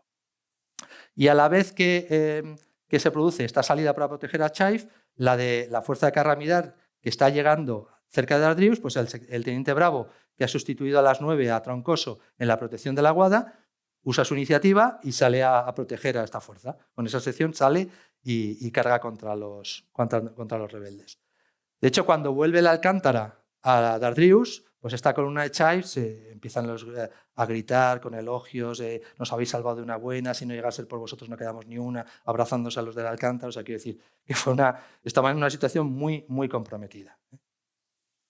Bueno, y aquí tengo que hacer un paréntesis. Vuelvo otra vez al escuadrón provisional, pero es que esto me parece fundamental, porque les he hablado desde el primer momento de valores y aquí esta diapositiva pone de manifiesto los valores de los oficiales de la Alcántara. Estamos hablando del escuadrón provisional, de esos 61 jinetes que habían salido por la noche desde Dardrius hasta Batel, esos 20 kilómetros, y que llegarán de madrugada, que sería el fin de la zona caliente, a Batel, aquí. Vale, de acuerdo. Entonces, al llegar a Batel, el alférez Maroto, el que mandaba la sección de vanguardia, ¿qué es lo que hace? Coge el teléfono y llama a Dardrius y se pone en contacto con su capitán, el capitán Fraile, jefe del 2º escuadrón de sables. Dice, mi capitán, misión cumplida, hemos llegado a Batel sin novedad, ya continúan los 700 hacia Melilla, pero ya hemos pasado la zona caliente, ¿qué hacemos?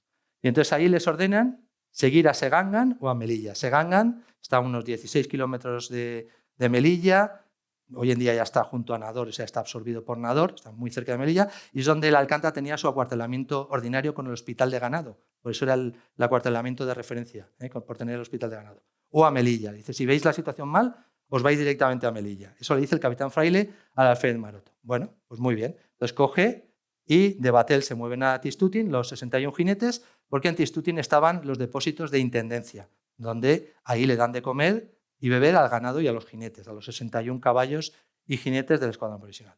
Pero hete aquí que cuando están en Tistutin aparece el rápido del Alcántara. El rápido es como se llamaba al forte de 20 caballos que tenían los regimientos en aquella época. Era un forte, como este que tienen aquí, y en él vienen pues estos 4 oficiales.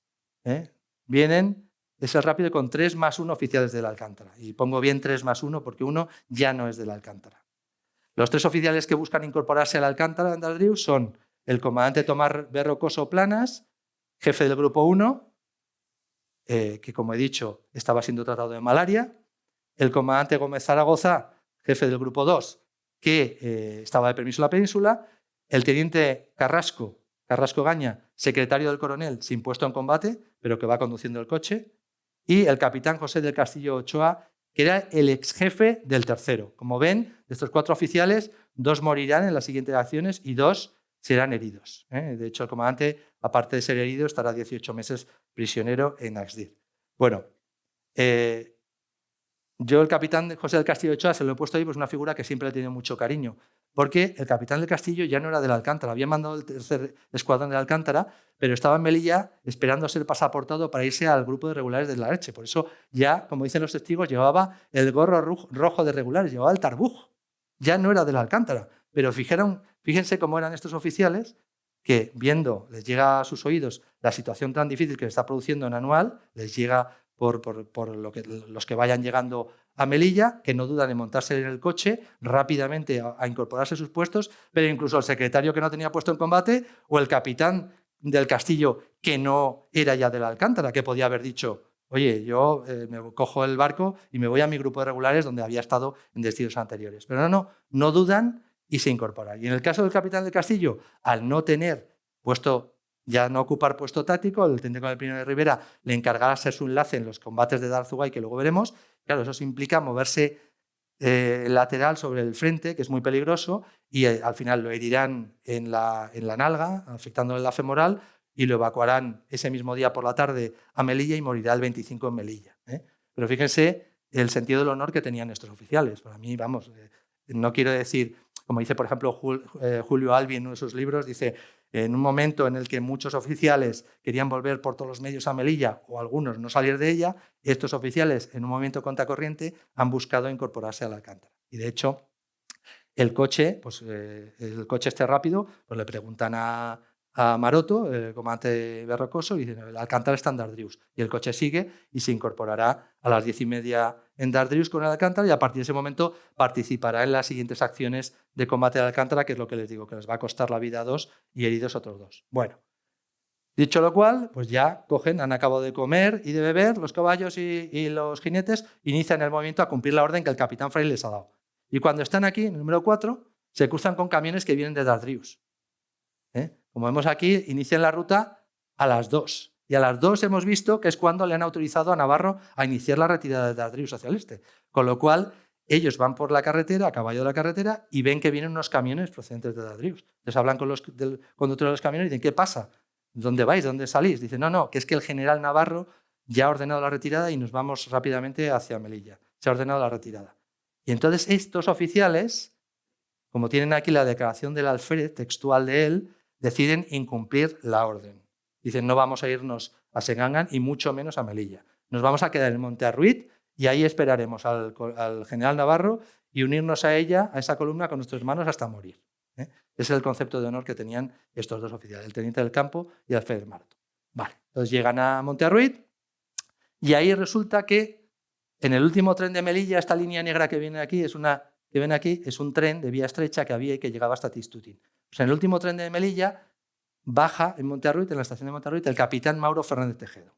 Este es el capitán jefe del 4º, que era uno de los oficiales que nos faltaba. Este igual, también estaba en la península tratando de traer a su familia a Melilla, y cuando se ha enterado de lo que está pasando en Anual, hace lo imposible por incorporarse a su escuadrón a tomar el mando. Entonces, al llegar a Monte Arruit, lo primero que hacen los jinetes es hablar con el jefe de la posición y en vez de quedarse en Monte Arruit, les ordenan que vayan a Celuán, aquí, a la posición de la alcazaba de Celuán, el capitán Carrasco. Entonces, al ver al capitán Mauro Fernández Tejedo, pues lógicamente el capitán del 4º les dirá a los oficiales de Alcántara, oye, ¿dónde va a ir a Alcántara? ¿Dónde puedo tomar yo el mando? Y ellos, como han recibido la orden de no quedarse en Monte Arruit, sino ir a Celuán, le dicen al capitán, no, mi capitán, a nosotros nos han dicho que vayamos a Celuán, que ahí somos más necesarios que en Monte Arruit.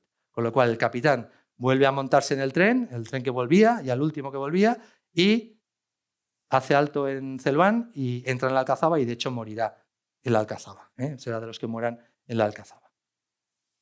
Y por último, pues ya por la tarde, antes de anochecer, ya el escuadrón provisional llega a la alcazaba de Celuán.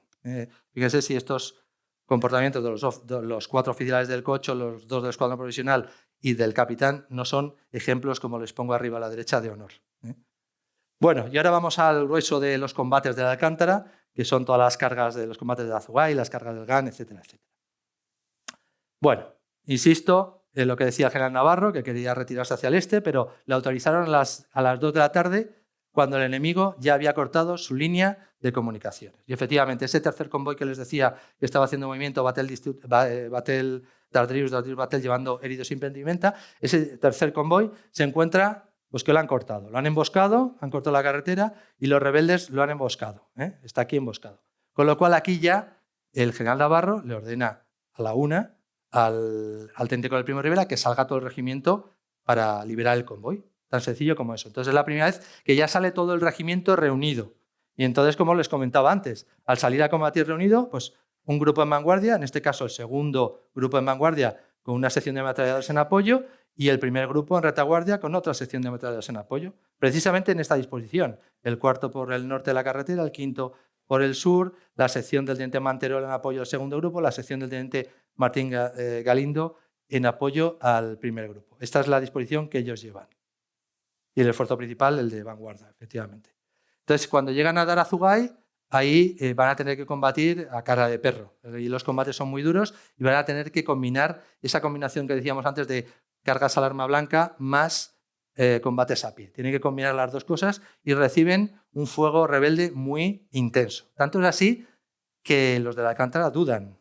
O sea, hay un momento que están indecisos, y lo dicen ellos, los oficiales. Un momento que era tan intenso el fuego que les hacía el enemigo que dudaron. O sea, no eran superhéroes, eran héroes muy cotidianos, muy humanos. Entonces, ¿cómo superan esta situación? Pues el teniente coronel Primo de Rivera lanza una arenga, grita ¡Viva España! Y se lanza él, el primero, con su caballo Pirote, a la carga contra los rebeldes. Y claro, todos los demás le siguen. Él el primero se lanza y todos los demás le siguen, y así consiguen llegar, como ven, hasta las riendas de los caballos. Llegando el enemigo hasta las riendas de los caballos, que es lo que dicen los testigos. Es un combate muy trabado y muy serio. A pesar de todo, bueno, Pirote, de hecho, el caballo Primo de Rivera aquí se lo hieren gravemente. Si no lo matan, no lo sé, pero tiene que cambiar de caballo. El siguiente combate tiene que usar otro caballo a Carbonero. La cuestión es que consiguen liberar el convoy. La misión la cumplen y liberan el convoy. De manera que, una vez liberado el convoy, pues media vuelta y volvemos a Dardrius.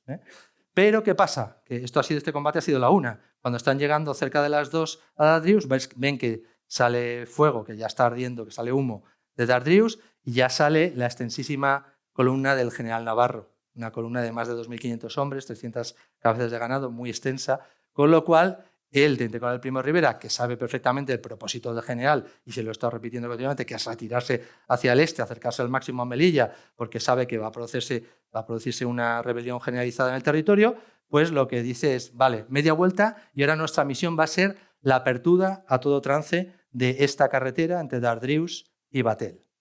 Van a tener que hacer una apertura a todo trance para que la fuerza de Navarro, de esos 2.500 soldados, pueda progresar con el menor contratiempo posible. De manera que todo esto va a tener lugar, como digo, en un terreno muy llano y le supone a la Alcántara, que sigue la misma disposición de antes, es decir, grupo 2 en vanguardia con sus 600 ametralladoras, grupo 1 en retaguardia, pues más cargas al arma blanca y combate a pie en los flancos. Porque los de la cábila del lugar, al apercibirse de que estaba ardiendo la posición y de que salía la columna de españoles ya en retirada, pues se lanzan como fieras hacia la carretera a por los españoles. Entonces la Alcántara tiene que combatir para despejar la carretera porque detrás, a mucha distancia, de hecho la columna del general Navarro no los ven, no son testigos de su actuación porque están mucho más atrás, tienen que combatir para intentar liberarlos y liberar la carretera y que esa fuerza pueda progresar sin ningún tipo de problema. Y entonces, combatiendo a los flancos, llegan al río Gan, que está aquí, que es un barranco seco muy peligroso. El textual es de ellos, no es río, por eso yo siempre pongo lo de río, porque no es río, no lleva agua, es un barranco. Barranco seco muy peligroso donde le está esperando el enemigo, como he intentado poner aquí con los circulitos amarillos. ¿Quiénes son estos? Pues los de la cábila de la zona que se han rebelado y muchos policías indígenas de los que se quitó de en medio Navarro que traicionan a España y se pasan al bando contrario. Esos son. Bueno, aquí pueden ver lo que es el GAN, ¿de acuerdo? Entonces vemos esos cortados desde donde estaba usándolo como una trinchera natural los rebeldes en esa zona, vemos los cortados, y aquí pueden ver pues, por dónde pasaría la carretera, con un puente bajo en zigzag, y volvería a subir y continuaría en ruta. Este puente bajo es esta zona de aquí. Por aquí viene la Alcántara, a caballo de la carretera, pues por aquí es la carretera, de manera que, como vemos, es difícil, es un punto de paso obligado, y con esos cortados todo lleno de enemigo, todo lleno de muchísimos cientos de rebeldes, pues es difícil pasar por ahí. ¿De acuerdo? Pero no todos son cortados.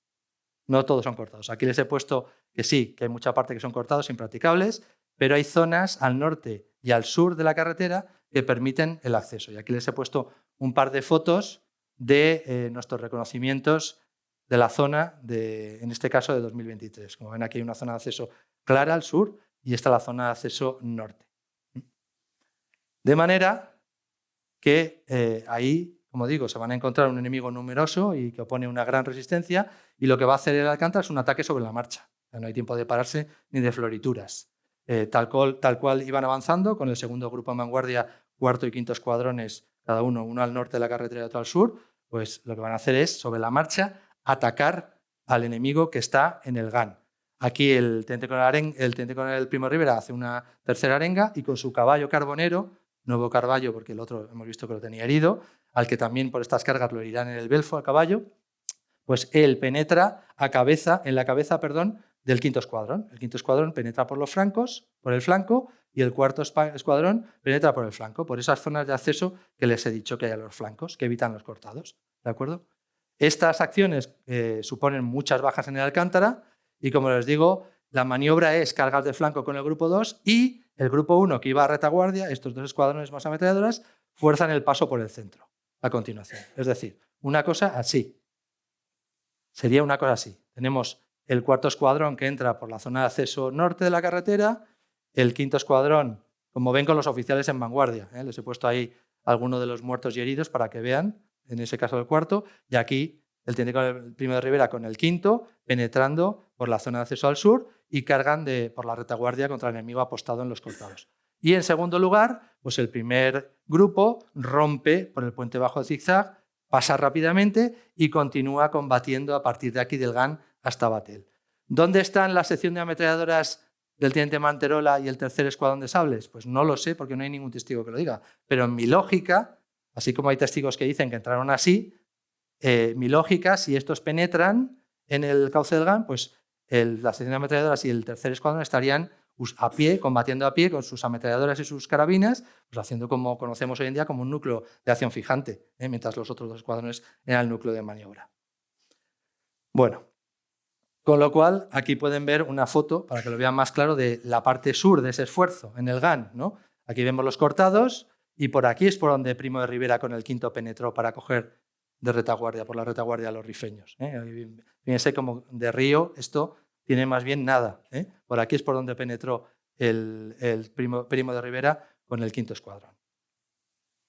Vale, entonces, ¿qué es lo que ha pasado en el GAN? Que han hecho lo que llamamos un paso de escalón.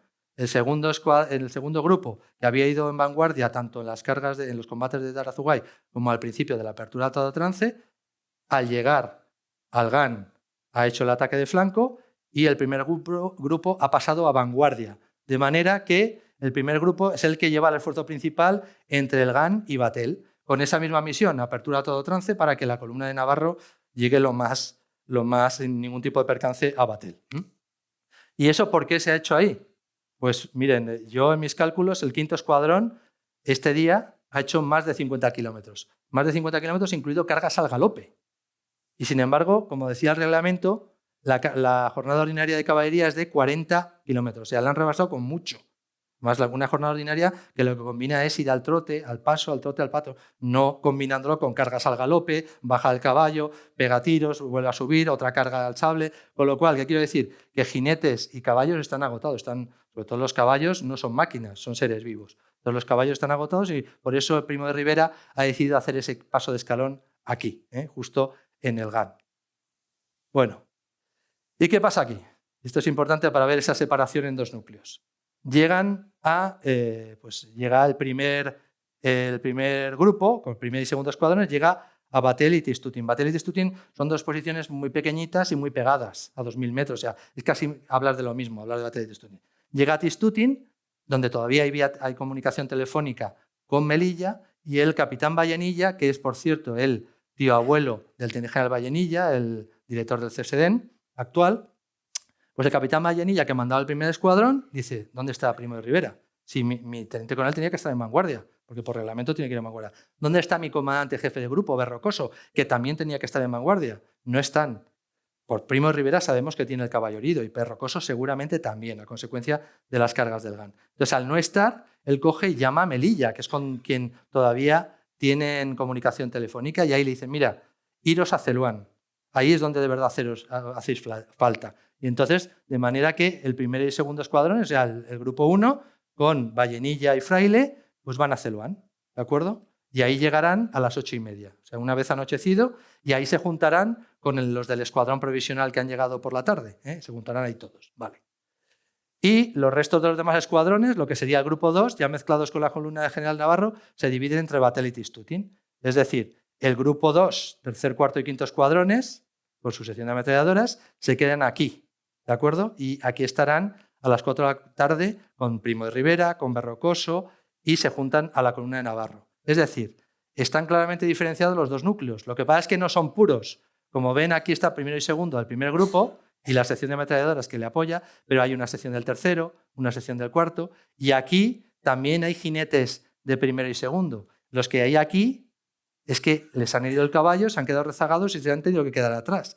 Y los otros, ahora veremos que por qué están aquí, por algún motivo. Pero básicamente el embrión, la base, es que unos reciben la orden de ir a Celuán y los otros, el otro núcleo, se quedan en Batel-Tistutin.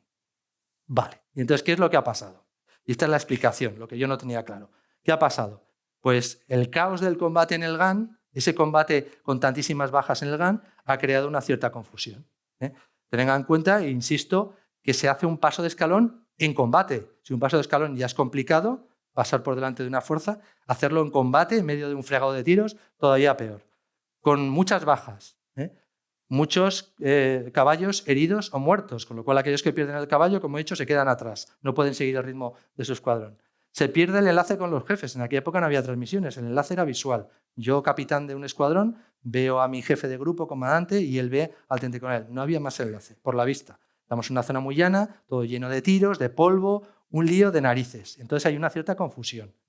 Además, salen a una zona muy llana y siguen combatiendo hasta llegar a Batel, con lo cual todo eso crea un pequeño caos, una cierta confusión. Y luego, como encima, al llegar a Tistutin, Vallenilla llama a Melilla, que es con el único sitio donde hay comunicación telefónica, le dice, no, vete a Celuán, pues efectivamente, unos se van a Celuán, y los otros, sin embargo, con el teniente coronel, comandante Berrocoso, comandante y tal, se quedarán en Batel-Tistutin esperando a la columna del general Navarro. Ese es el motivo. Todo esto crea una dispersión en dos núcleos. Con lo cual tenemos dos núcleos separados, 25 kilómetros, que a partir de ahora van a llevar vicisitudes distintas, pero con algunos cometidos comunes. Y esto no me resisto a señalarlo. Tanto cuando este grupo de aquí llegue a Montearruiz, como este grupo estando en la Alcazaba de Celuán, a ambos grupos, con jefes distintos, a los de la Alcazaba tienen como jefe al capitán Carrasco de la Policía Indígena, los que cuando lleguen a Montearruiz tendrán de jefe al general Navarro. A los dos grupos de jinetes de Alcántara les encomiendan la defensa de las puertas principales. ¿Eso es casualidad? Pregunto. En combate no existen las casualidades. Tú como jefe, yo he sido jefe, tú le das los cometidos más demandantes y más peligrosos a aquellos en los que más confianza tienes. Con lo cual es una muestra de la enorme confianza que se tienen ellos, tanto por unos como por otros. Ahora lo veremos. Bueno. Un poco de cifras, al acabar el 23 de julio por la noche, acuérdense de ese artículo del ABC que decía que quedaban solamente 27 jinetes, no, quedan 218 al menos. 135 en Celuán, son los del primer grupo con estas dos secciones añadidas y el escuadrón provisional, todos estos son 135 de un total de 650 militares en Celuán, y en la parte de Batel-Tistutin tenemos al segundo grupo, básicamente, que son al menos 83. Digo al menos porque la cifra de 83 la da el general Navarro en un informe a 29 de julio cuando se mueven hacia Montearruiz. Entonces, en esta fecha de 23 de junio, al menos eran 83. En Batel-Tistutin les hostigaron, pudieron tener alguna baja más, pero al menos eran 83. Con lo cual, quedan 218, de esos 614 iniciales menos los 93 que llegaron a Melilla, y los 33 del sargento Benavent, de Zocotelatza de Bubecker, que todavía no han entrado en combate. ¿De acuerdo? O sea, de 27 nada, quedan más.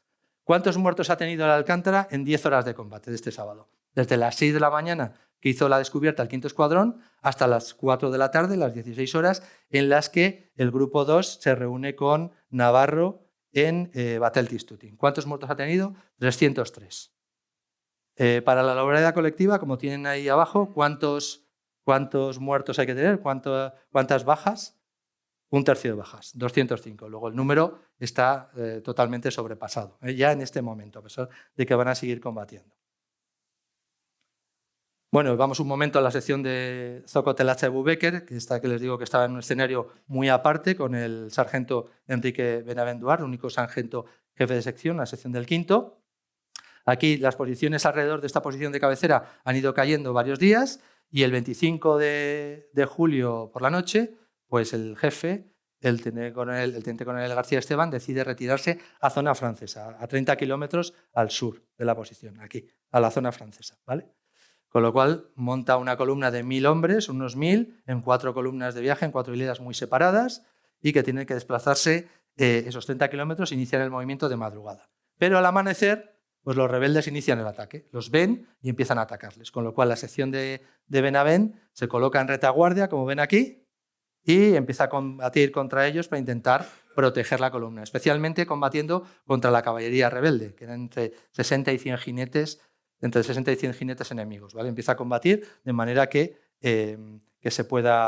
puedan llegar a la zona francesa. Pero en un momento determinado ven que el enemigo les cierra la zona más directa para entrar en zona francesa, con lo cual hace un movimiento hacia el este y entra en lo que se llama el cuadrilátero. En este cuadrilátero está rodeado por alturas y entonces aquí los enemigos los rebeldes los atacan por todos los lados y mueren pues la mayor parte. Mueren en combate el sargento Benavent y la mayor parte de su sección, y también algunos otros del regimiento, como el capitán Asensi con su compañía del regimiento África. De forma que solamente 400 llegarán a zona francesa de esos 1000, y 9 de los 33 del Alcántara son los supervivientes.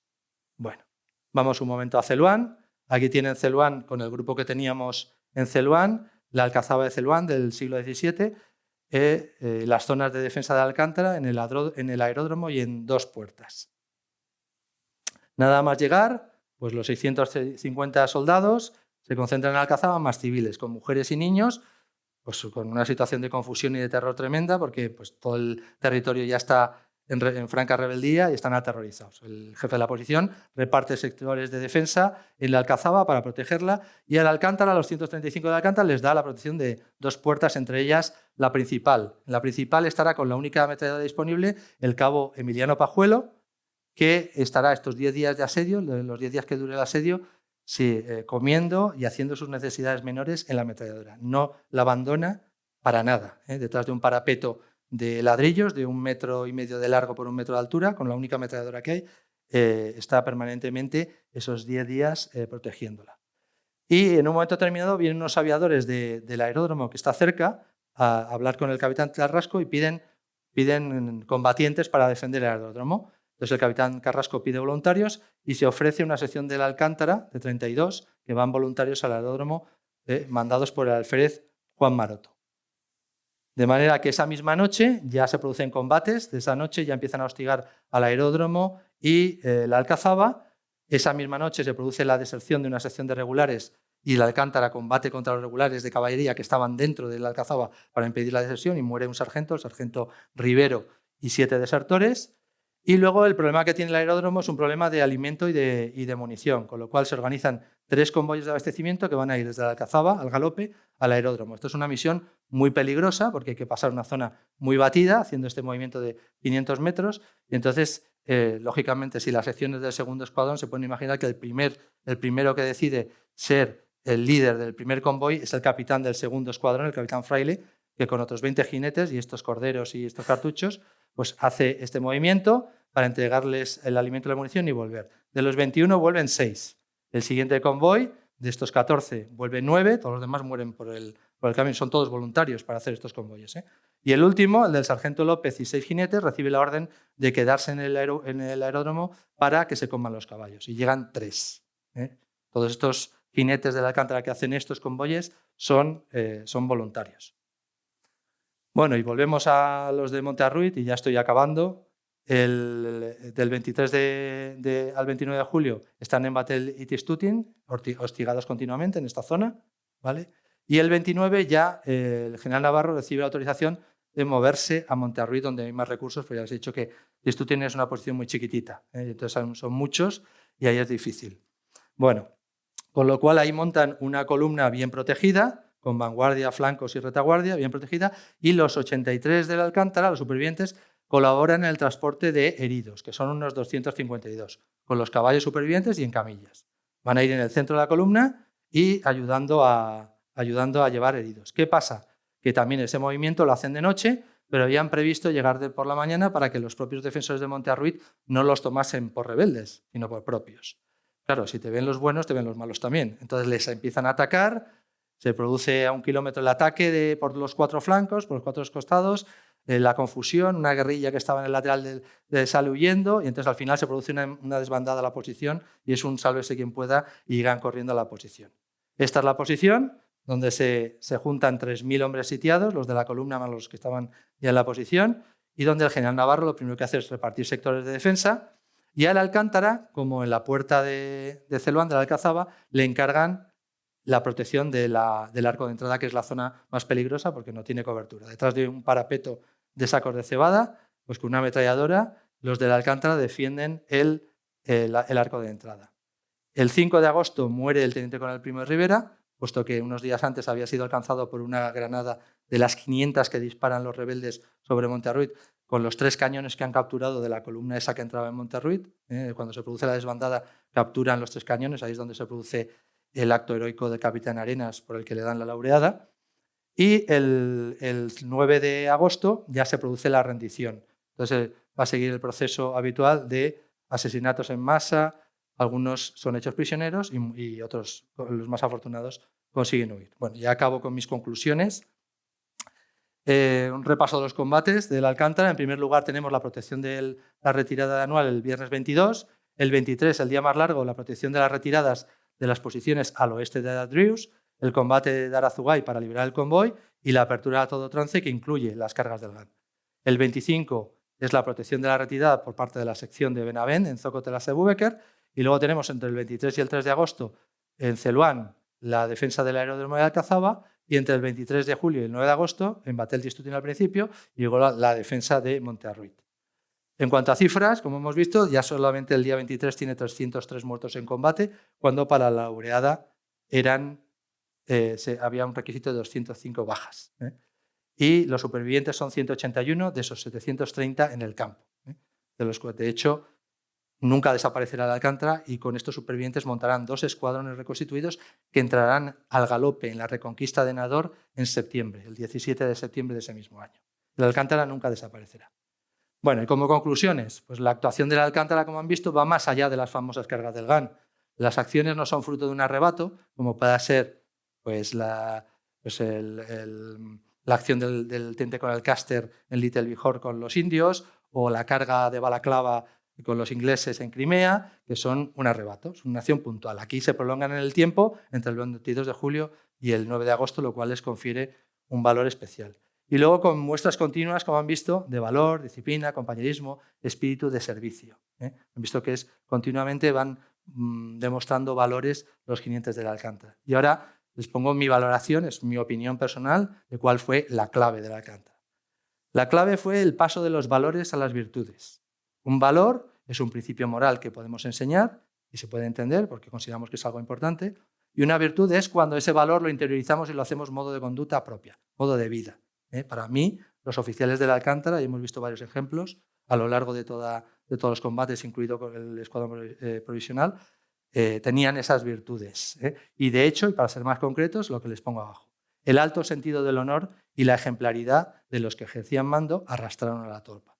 Al final, ese sentido del honor y ese ejemplo de los que ejercían el mando arrastraron a la tropa y ese fue el factor diferencial de la Alcántara con respecto a otras unidades. Y bueno, ya acabo. Este es el cuadro de caídos con los 550 caídos de Alcántara en 1921. Queda a su juicio, evidentemente en 2012 le dieron la laureada a Alcántara, pero queda a su juicio valorar si lo que hemos visto es heroísmo y es merecedor de la Cruz Laureada de San Fernando. Yo, personalmente, opino como el juez instructor de la laureada, que en 1933 dijo lo que tienen en pantalla.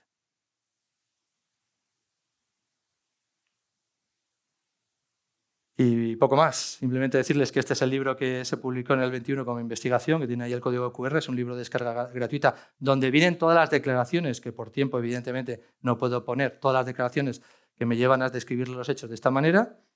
Ofrecerme a si alguno de ustedes creen que puede ser interesante el dar una presentación de este tipo explicando lo que hizo la Alcántara en el ámbito que consideren. Yo creo que lo mejor que podemos hacer por estos 550 que dieron lo mejor que tenían, que era su vida en el cumplimiento de deberes, dar a conocer lo que hicieron exactamente, sin mitos ni exageración, sino su actuación heroica real, y agradecerles pues, la atención y que hayan estado aquí este rato largo. Muchas gracias.